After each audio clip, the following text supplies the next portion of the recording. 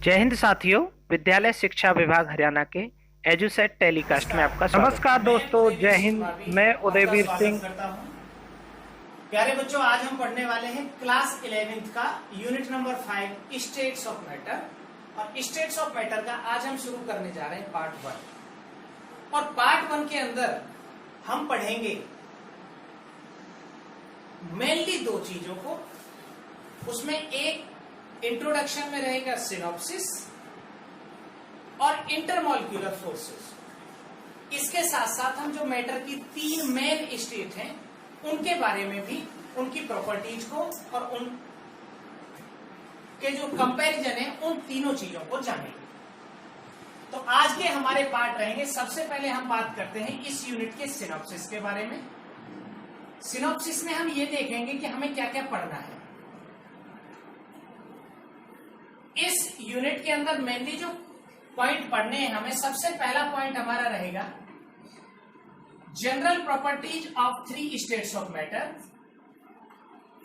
जिसको हम आज पढ़ने वाले हैं। जो 3 स्टेट्स हम पढ़ेंगे उनमें रहेंगी सॉलिड, लिक्विड और गैसेज का आपस में कंपैरिजन, और ये फिजिकल स्टेट बनती कैसे है प्रॉपर्टीज के बेसिस पर। सेकंड जो पॉइंट हम पढ़ेंगे यहां, ये भी हमारा आज का टॉपिक रहेगा, वो रहेगा नेचर ऑफ इंटरमॉलिक्यूलर फोर्सेज। और प्यारे बच्चों, इंटरमॉलिक्यूलर फोर्सेज डिसाइड करते हैं किसी भी मैटर की फिजिकल स्टेट को and whole the physical properties of matter. Intermolecular forces में मेनली हम पढ़ेंगे dispersion forces, dipole dipole forces, ion dipole force, hydrogen bond, और एक पढ़ेंगे हम पोलर और नॉन पोलर मॉलिक्यूल के बीच का फोर्स। तो टोटल 5 तरीके के फोर्सेज हम इसमें पढ़ेंगे नेचर ऑफ इंटरमॉलिक्यूलर फोर्सेज में। तीसरा हमारा जो टॉपिक रहेगा इस यूनिट का, वो रहेगा the behaviour of gases. Behaviour of gases में हम मेनली 2 चीजें पढ़ेंगे। इस यूनिट का सबसे इंपॉर्टेंट पार्ट यही रहेगा, द बिहेवियर ऑफ गैसेज। और इसमें हम 2 बातें पढ़ेंगे। एक वो प्रॉपर्टीज जो गैसेज को डिसाइड करती हैं कि कोई गैस गैस क्यों होता है, किन प्रॉपर्टीज के बेसिस पर हम इनको डिसाइड करते हैं।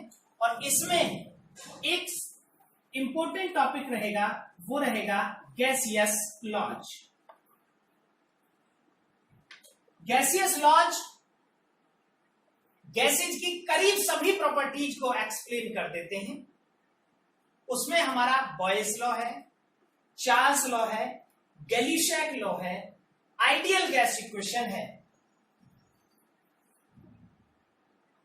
Dalton's law of partial pressure है, और ग्राहम्स लॉ ऑफ डिफ्यूजन है।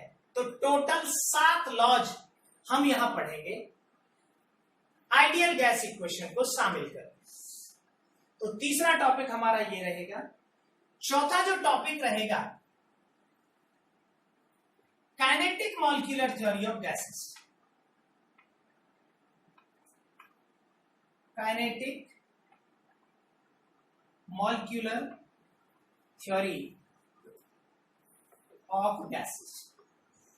Kinetic molecular theory of gases ने गैसेज के बिहेवियर को एक्सप्लेन किया था। हम जब गैसेज का इंट्रोडक्शन पढ़ते हैं तो उसमें एक पॉइंट पढ़ते हैं, जो गैसियस पार्टिकल्स होते हैं वो बहुत दूर दूर होते हैं। Gaseous particles are free to move, highly compressible होते हैं, उनके बीच में बहुत ज्यादा स्पेस होता है, और गैसेज को प्रेशर अप्लाई करके लिक्विफाई किया जा सकता है। ये सारी बातें बताई थी kinetic molecular theory of gases ने। और इसमें हम 2 ही बातें पढ़ेंगे। एक इसके पोस्टुलेट्स, जो करीब 6 पोस्टुलेट्स हैं इसके रूल्स, और एक इसमें पढ़ेंगे मैक्सवेल डिस्ट्रीब्यूशन ऑफ स्पीड्स। और गैसेज के जो पार्टिकल्स हैं वो 3 स्पीड से ट्रेवल करेंगे। उसमें एक रहेगा v एवरेज, एक रहेगा V RMS और एक V most probable. Average velocity, root mean square velocity and most probable velocity. तो ये 3 स्पीड्स के बारे में हम पढ़ेंगे। फिर हमारा अगला टॉपिक रहेगा रियल गैसेज।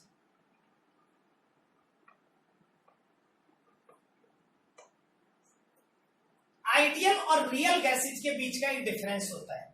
जब हम गैसियस लॉज पढ़ेंगे तो गैसियस लॉज में होगा पीवी इक्वल टू एनआरटी, जिसको एक्सप्लेन किया kinetic molecular theory of gases ने। इसके अकॉर्डिंग जो गैसेज होती हैं वो हाईली कंप्रेसिबल होती हैं, पार्टिकल बहुत दूर दूर होते हैं, उनके बीच में करीब कोई फोर्स नहीं होता, ऐसा माना जाता है। लेकिन इस बात को रियल गैसेज ने एक्सप्लेन किया। Van der Waal gas equation दी गई। Van der Waal gas equation थी P plus A upon V square V minus B equal to RT, 1 mole के लिए। और इसने एक्सप्लेन किया कि पार्टिकल्स के बीच में फोर्स 0 नहीं होता और जो पार्टिकल होते हैं उनका वॉल्यूम टोटल वॉल्यूम के कंपैरिजन में कभी नेग्लिजिबल भी नहीं मान सकते। इसके अलावा हमारा अगला टॉपिक है जो काफी इंपॉर्टेंट है, लिक्विफैक्शन ऑफ गैसेस। इस टॉपिक से हम शुरुआत की तरफ चले जाएंगे। किसी भी गैस को हम लिक्विड कैसे बना सकते हैं, कौन गैस इजीली लिक्विफाई हो सकता है, how can we decide a gas is easily liquefiable और नॉट। कोई गैस आसानी से लिक्विड बन जाएगी या नहीं बनेगी, वो किस बात से डिसाइड होगा? It decides on the basis of nature of intermolecular forces, जो हमारा आज का टॉपिक रहने वाला है। और इसके बाद हम इसमें 3 बातें पढ़ेंगे। एंड्रयूज आइसोथर्म पढ़ेंगे, इसमें हम कंटिन्यूटी ऑफ स्टेट पढ़ेंगे और क्रिटिकल टेम्परेचर, प्रेशर और वॉल्यूम हम पढ़ेंगे लिक्विफैक्शन ऑफ गैसेज में। टीसी, पीसी, वीसी, इन तीनों के आपस में रिलेशन। किसी भी गैस का क्रिटिकल टेम्परेचर जितना ज्यादा होता है वो गैस उतनी ही आसानी से लिक्विफाई हो सकती है। और इसके अलावा हम इसमें पढ़ेंगे जो हमारा लास्ट का टॉपिक रहेगा, वो रहेगा लिक्विड स्टेट। लिक्विड स्टेट की प्रॉपर्टीज को तो हम पहले ही अभी यहां डिस्कस कर लेंगे। जो हमारा पॉइंट नंबर 1 होगा general properties of 3 states of matter, इसी में हम डिसाइड कर लेंगे। लेकिन यहां हम जो 2 चीजें पढ़ेंगे, एक तो पढ़ेंगे सरफेस टेंशन और एक विस्कोसिटी। तो इस तरह से हमारा ये यूनिट रहेगा, ये इसका सिनॉप्सिस है। And these are the some basic points of. कई सारी सरफेस हो सकती हैं। Molecules move randomly within the restricted surface. Molecules जो होते हैं, जो पार्टिकल्स होते हैं, वो रैंडमली मूव करते रहते हैं एक पर्टिकुलर एरिया के भीतर। रेस्ट्रिक्शन का मतलब निश्चित वॉल्यूम में, तो वो कौन होगा? लिक्विड। और अगर उसका वॉल्यूम हटा दिया जाए रेस्ट्रिक्शन, तो वो कौन बन जाएगा? गैस होगा। पार्टिकल मोशन, मूवमेंट लिक्विड में भी होता है, मूवमेंट गैसेज में भी होता है, लेकिन लिक्विड का मूवमेंट एक रेस्ट्रिक्शन के अंदर और गैसेज का मूवमेंट अनलिमिटेड होता है। और अगला पॉइंट है इंटरमॉलिक्यूलर फोर्सेज आर स्ट्रॉन्गेस्ट। सबसे ज्यादा इंटरमॉलिक्यूलर फोर्स किसमें रहेंगे? सॉलिड्स में। और सबसे कम किसमें रहेंगे? गैसेज में। तो ये हमारा रहा। और अब करते हैं शुरू हमारा topic number 2, states of matter का नेचर ऑफ इंटरमॉलिक्यूलर फोर्सेज। प्यारे बच्चों, सबसे पहले हमें समझना होगा इंटरमॉलिक्यूलर फोर्सेज की डेफिनेशन, क्योंकि अभी जब हम मैटर की 3 स्टेट्स को पढ़ रहे थे तो इंटरमॉलिक्यूलर फोर्सेज का ऑर्डर था, सबसे ज्यादा इंटरमॉलिक्यूलर फोर्स होते हैं सॉलिड स्टेट के, सबसे ज्यादा, और इससे कम होते हैं लिक्विड के, और सबसे कम इंटरमॉलिक्यूलर फोर्सेज होते हैं गैसेज के। तो कहने का मतलब हुआ इंटरमॉलिक्यूलर फोर्सेज को डिसाइड करते हैं स्टेट्स ऑफ मैटर की प्रॉपर्टीज को, या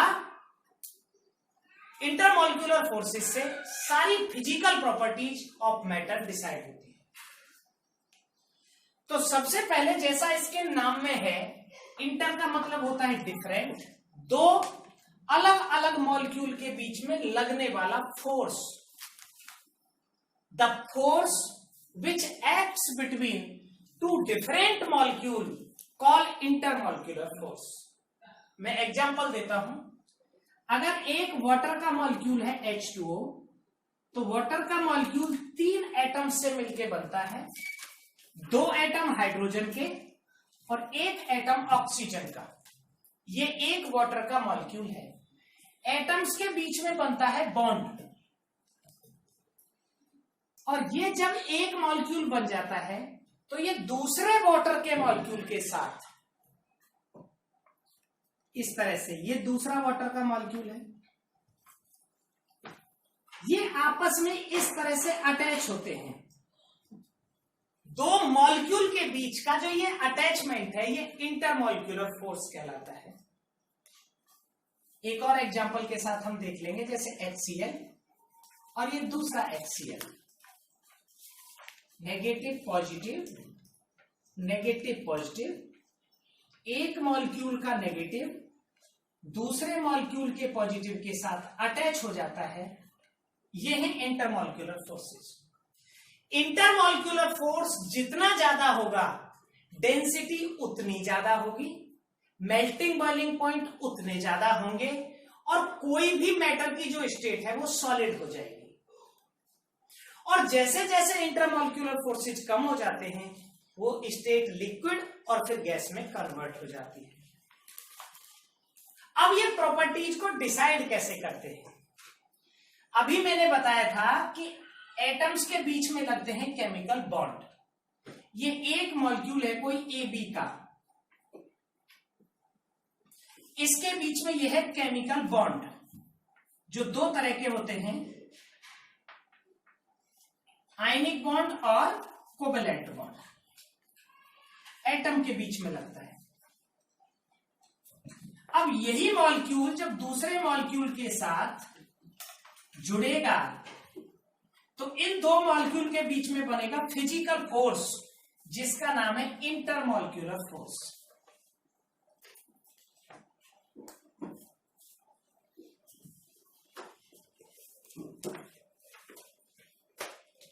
अब अगर किसी भी मॉलिक्यूल का बॉन्ड, एटम्स के बीच का, किसी भी मॉलिक्यूल में एटम्स के बीच का बॉन्ड स्ट्रॉन्ग है, अगर ये बॉन्ड स्ट्रॉन्ग है तो फोर्स वीक होगा,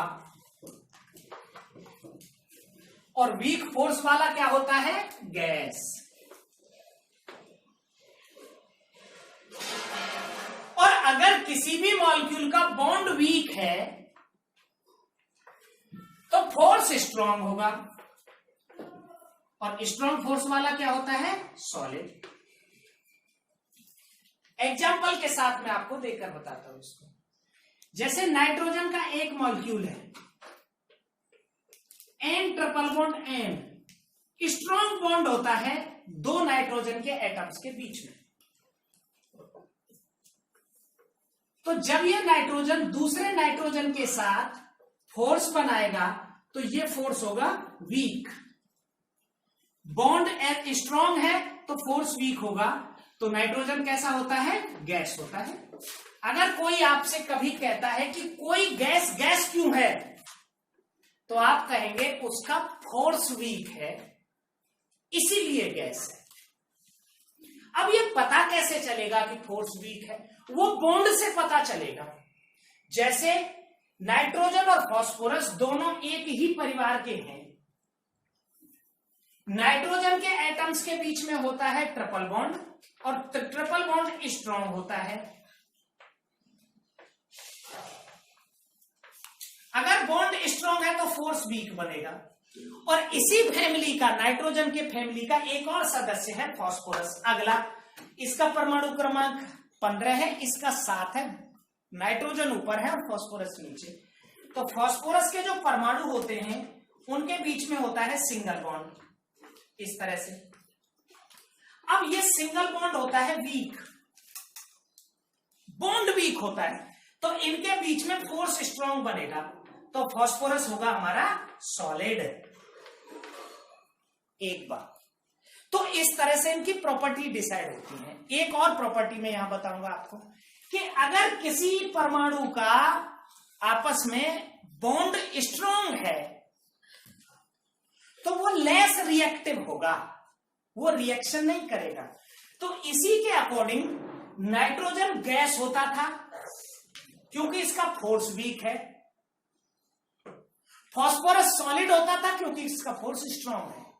लेकिन इसी के अकॉर्डिंग नाइट्रोजन का क्योंकि बॉन्ड स्ट्रांग है तो नाइट्रोजन लेस रिएक्टिव होगा। अगर वाटर के साथ रिएक्शन कराए, आप एक कंटेनर में नाइट्रोजन ले लें, एक कंटेनर में फास्फोरस ले लें, तो फास्फोरस जल्दी रिएक्शन करेगा। तो ये इस तरह से इनकी प्रॉपर्टी डिसाइड होती है। एक और मैं एग्जांपल के साथ आपको बताता हूं, इसी तरह का एग्जांपल है बिल्कुल। आप लें H2O और उसी फैमिली का है H2S, H2S हाइड्रोजन सल्फाइड। इसी तरह आप लें HF और उसी फैमिली का है HCl। तो जिसके फोर्स स्ट्रांग हैं उसके मेल्टिंग बॉइलिंग पॉइंट ज्यादा होंगे, उसकी डेंसिटी ज्यादा होगी। और तो फोर्स किससे डिसाइड होते हैं? जैसे हमने यहां डिसाइड किया था, ये बॉन्ड की स्ट्रेंथ से डिसाइड होते हैं भैया। जिसका बॉन्ड स्ट्रांग उसके फोर्स वीक, बॉन्ड स्ट्रांग तो फोर्स वीक। यहां आप एग्जांपल देख सकते हैं HCl और HF का। ये HF का बॉन्ड है, ये HCl का बॉन्ड है। तो HF का बॉन्ड स्ट्रांग होता है तो HF का फोर्स वीक होगा, ठीक है। और इसका बॉन्ड वीक है तो फोर्स स्ट्रांग होगा, वाइस वर्सा है। अब हम यहां क्या देखते हैं, HF और HCl के केस में इनके बीच का जो बॉन्ड है H और F के बीच का, ये हाईली पोलर बॉन्ड है, पोलर बॉन्ड। तो पोलर बॉन्ड वीक होते हैं तो इनका फोर्स कैसा होगा? स्ट्रांग। बॉन्ड वीक तो फोर्स स्ट्रांग। अगर फोर्स स्ट्रांग है तो ये वाला, इसमें हाइड्रोजन बॉन्ड होता है। मैं जब हाइड्रोजन बॉन्ड पढ़ाऊंगा तब और बताऊंगा, सेम कॉन्सेप्ट होगा। ये वाला भी, ये वाला भी, ये वाला भी, तीनों। तो ऐसे ही H2O में स्ट्रांग फोर्स होता है, वीक बॉन्ड होता है। तो स्ट्रांग फोर्स वाले का मेल्टिंग बॉइलिंग पॉइंट ज्यादा होगा। इसी तरह HCl जो होता है वो हमारा क्या होता है? गैस। और HF क्या होता है? लिक्विड। तो इसके फोर्स वीक, बॉन्ड स्ट्रांग। इसी तरह वाटर क्या होता है? लिक्विड। और ये क्या होता है? गैस। तो ये डिसाइड होती हैं मैटर की प्रॉपर्टीज। अब लिखेंगे हम टाइप ऑफ इंटरमॉलिक्यूलर फोर्सेज, जो इस बात से डिसाइड करेंगे कि मॉलिक्यूल की नेचर क्या है। तो सबसे पहले लिखेंगे टाइप ऑफ इंटरमॉलिक्यूलर फोर्सेज। ये मैंने आपको बता दिया इंटरमॉलिक्यूलर फोर्सेज क्या होते हैं, किसके वीक और किसके स्ट्रांग होते हैं, और वो प्रॉपर्टीज को किस तरह अफेक्ट करते हैं। और आइए अब हम शुरू करते हैं इंटरमॉलिक्यूलर फोर्सेज के टाइप से। और अब हम पढ़ेंगे टाइप ऑफ इंटरमॉलिक्यूलर फोर्सेस। और ये इंटरमॉलिक्यूलर फोर्सेस के टाइप हैं मॉलिक्यूल के बेसिस पर। और जो मॉलिक्यूल हैं वो हमारे किस तरह के हैं उसी के अकॉर्डिंग बनता है फोर्स।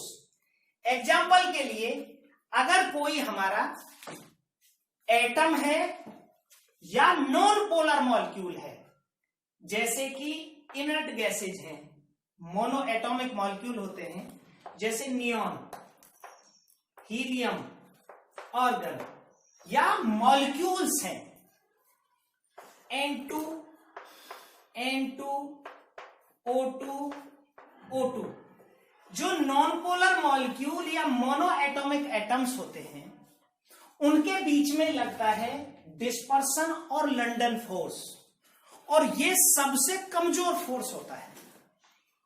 कमजोर क्यों होता है?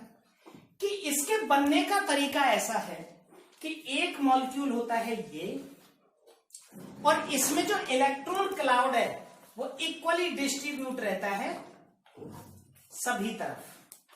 जब ये मॉलिक्यूल रोटेट करके जाता है, घूमता है एटम,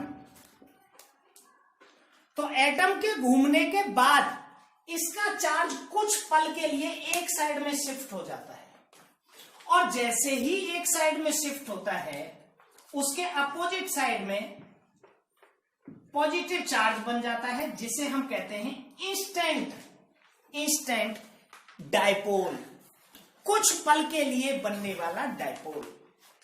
और ये अपने सामने वाले मॉलिक्यूल पर एक और डाइपोल बना लेता है, जिसे हम कहते हैं इंस्टेंट इंड्यूस्ड डाइपोल। डाइपोल नहीं था, नॉन पोलर मॉलिक्यूल था, इसमें चार्ज शिफ्ट हुआ, चार्ज शिफ्ट होने के बाद कुछ पल के लिए इंस्टेंट डाइपोल बना, और उसने अपने सामने एक इंड्यूस्ड डाइपोल बनाया। तो अब इन दोनों के बीच में यहां फोर्स लग जाएगा, और इस फोर्स को कहेंगे हम induced dipole, sorry instant dipole और induced instant dipole force. Non polar atom या नॉन पोलर मॉलिक्यूल के बीच में ये फोर्स लगता है, सबसे कमजोर फोर्स होता है। ये मॉलिक्यूलर जो आपके मैटर होते हैं उनमें पाया जाता है, और मोस्टली ये गैसेज होते हैं। सेकेंड फोर्स हमारा लगता है एक एटम या एक मैटर तो है हमारा डाइपोल, जैसे HCl। एक मैटर तो है हमारा डाइपोल जैसे HCl, और दूसरा है नॉन पोलर जैसे N2। तो अगर हमने HCl के साथ N2 को ऐड किया तो ये वाला फोर्स जो बॉन्ड है वो वीक है और ये वाला स्ट्रांग है, तो ये अपने सामने यहां पर एक डाइपोल इंड्यूस करेगा, बनाएगा। तो इस फोर्स का नाम होता है डाइपोल और इंड्यूस डाइपोल, और ये इसके कंपैरिजन में स्ट्रांग होता है। तीसरे फोर्स होते हैं हमारे डाइपोल डाइपोल फोर्सेस। आप एक डाइपोल का एग्जांपल ले सकते हैं, मैंने पहले भी बताया था आपको। जैसे हमने लिया HCl, तो HCl में क्या होगा, H और Cl के बीच में पोलैरिटी हो जाएगी, ये नेगेटिव और ये पॉजिटिव। दूसरा HCl ये है, ये नेगेटिव ये पॉजिटिव। तो ये वाला डाइपोल इस वाले डाइपोल को अट्रैक्ट करेगा और ये आपस में जुड़ जाएंगे। तो इस फोर्स का नाम रहेगा डाइपोल डाइपोल फोर्स, और ये इनके कंपैरिजन में स्ट्रांग रहते हैं। तो ये मोस्टली या तो गैसेज होते हैं, या गैसेज भी ऐसे जिनका क्रिटिकल टेम्परेचर ज्यादा होता है, कैन इजिली लिक्विफाई, या ये लिक्विड होते हैं डाइपोल डाइपोल वाले। और इसी में आता है एक आयन डाइपोल फोर्स। जैसे आपने वाटर लिया और वाटर में डाल दिया आपने NaCl को, तो NaCl को जब हम वाटर में ऐड करेंगे तो NaCl टूट जाएगा दो आयंस में, Na plus plus Cl minus. तो वाटर का जो प्लस वाला हिस्सा है H, वो तो Cl से जुड़ जाएगा, H2O ऐसे, इस तरह से। इस प्रोसेस को हम कहते हैं हाइड्रेशन। और जो माइनस वाला हिस्सा है वो Na से जुड़ जाएगा। इस प्रक्रिया में जो आयनिक सॉलिड्स होते हैं उनको हम लिक्विड्स में घोलते हैं, ये उनके कंपैरिजन में थोड़े से स्ट्रांग होते हैं। मैं सीधा सा कहूं तो हम कोवेलेंट फोर्स और आयनिक बॉन्ड की ओर यहां पर बढ़ते हैं। तो सबसे कमजोर force dispersion force non polar molecules में पाया जाता है। फिर एक पोलर हो दूसरा नॉन पोलर हो तो इस फोर्स का पोल और इंड्यूस्ड इंस्टेंट डायपोल, ये होता है डायपोल और इंड्यूस्ड डायपोल। दूसरा होता है डायपोल डायपोल, दोनों ही पोलर होते हैं, फोर्स थोड़ा स्ट्रांग होता है, ये लिक्विड हो सकते हैं। और चौथा है हमारा आयन डायपोल फोर्स। अगर हम किसी भी आयनिक कंपाउंड को लेके, जैसे NaCl लिया हमने, या हमने CaCl2 लिया, या कोई भी सॉल्ट लिया और उसको लिक्विड में घोल दिया वाटर में, तो सारी सॉल्युबिलिटी इन फोर्सेस के अकॉर्डिंग डिसाइड होती है। और सबसे लास्ट में होते हैं हाइड्रोजन बॉन्ड। हाइड्रोजन बॉन्ड की मैं एक लाइन में यहां सिर्फ डेफिनेशन बताऊंगा। हाइड्रोजन बॉन्ड होता है FON, FON, फ्लोरीन, ऑक्सीजन और नाइट्रोजन। जब हाइड्रोजन के साथ जुड़ जाते हैं, तीनों के एक एक एग्जांपल दे देता हूं मैं। FON के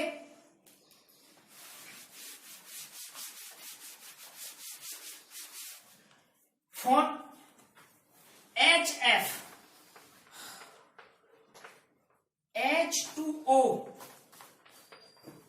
और NH3,